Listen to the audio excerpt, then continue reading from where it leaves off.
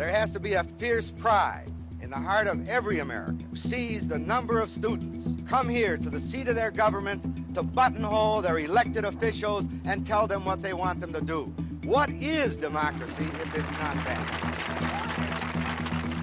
Abner Mikva was one of the most impressive politicians I've ever covered in every way.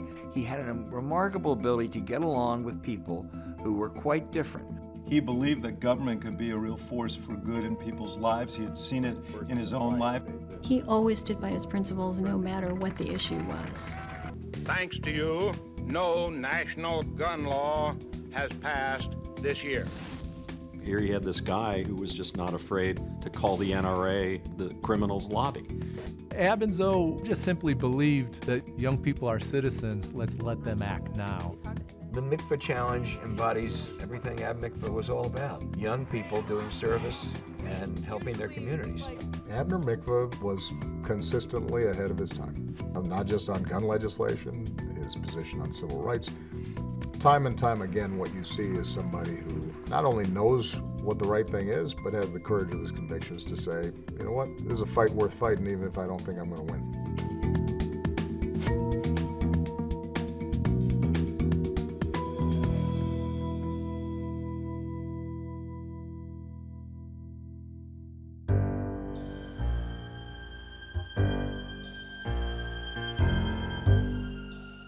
I think Ab's childhood had a big effect on his politics later in life.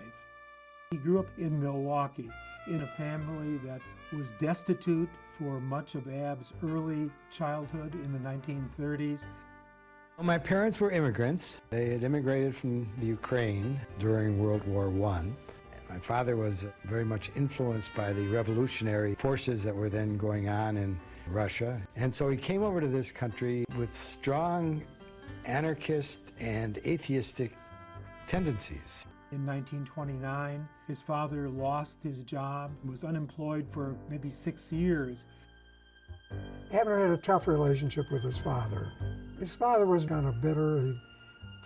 He wasn't happy with the adjustment to a new country.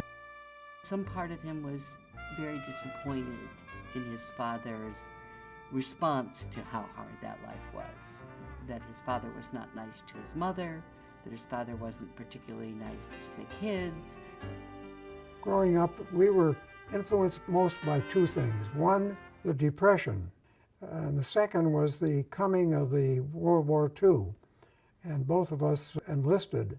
Ab enlisted in the Air Force, became a navigator. By the time he got out, the GI Bill had been passed.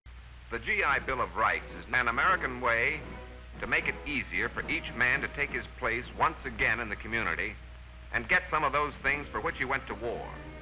A job, a business, an education. The GI Bill gave a free ride to military veterans to college. So that is the way Ab got to go to the University of Wisconsin in Madison, and it made all the difference in the world. His lifelong faith in government to improve people's lives, I think, really directly stems from the difficulties he faced in childhood. And then it was reinforced by personal experience in his young adult life.